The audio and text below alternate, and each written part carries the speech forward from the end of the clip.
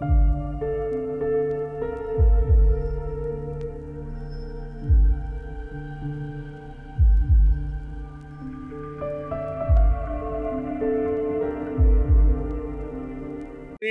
আদৰৰ শিল্পী জুবিন গাৰ্গ ডাঙৰীয়াৰ অপ্ৰত্যাশিত মৃত্যুৱে সমগ্ৰ অসমৰ জনজীৱনক বিহ্বল কৰি তুলিছে, বেদনাহত কৰি তুলিছে আৰু তেখেতৰ আত্মাৰ আমি সদ্গতি কামনা কৰিছোঁ। তেখেতৰ এই অনাহক মৃত্যু আমি ম্ৰিয়মান হৈ পৰিছোঁ, কাৰণ তেখেতৰ জীৱনকালৰ সৃষ্টিৰাজিয়ে আৰু বহু অসমৰ সাংস্কৃতিক ক্ষেত্ৰখনত বৰ্ণাঢ্য কৰাৰ ফল আছিল, কিন্তু এই মৃত্যু কাৰো কাম্য নাছিল।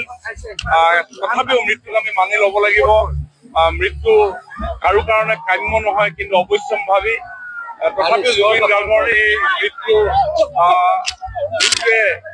যি কাৰণ, যি প্ৰকৃত কাৰণ, সেই কাৰণ জানিবৰ কাৰণে সমগ্ৰ অসমৰ জনসাধাৰণ আজি অপেক্ষাৰত। তাৰ কাৰণে মাননীয় মুখ্যমন্ত্ৰী ডক্টৰ হিমন্ত বিশ্ব শৰ্মা ডাঙৰীয়াই আইনগতভাৱে যিখিনি কৰিব লাগে, এখন চৰকাৰৰ মুৰব্বী হিচাপে ন্যায়পালিকাৰ জৰিয়তে যি ন্যায়ৰ প্ৰকৃত কাৰণ উদ্ধাৰ কৰিবৰ কাৰণে যিখিনি কৰণীয় সকলোখিনি কৰা হৈছে।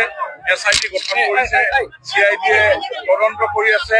সমান্তৰালভাৱে উচ্চ ন্যায়ালয়ৰ এগৰাকী ন্যায়াধীশৰ জৰিয়তে গোটেই বিষয়টো পুংখানুপুংখভাৱে চোৱা চিতা কৰিবৰ কাৰণে দায়িত্ব প্ৰদান কৰা হৈছে। কিন্তু এইখিনি কৰাৰ পিছতো অসমত এনেকুৱা ধৰণৰ এটা বাতাবৰণ নিৰ্মাণ হ'ল যে যি বাতাবৰণে কিছু বিভ্ৰান্তিৰ পৰিৱেশ সৃষ্টি কৰিছে, আৰু ভাৰতীয় জনতা পাৰ্টীয়ে তেনেধৰণৰ বিভ্ৰান্তিকৰ পৰিৱেশ কেতিয়াও হোৱাটো নিবিচাৰে।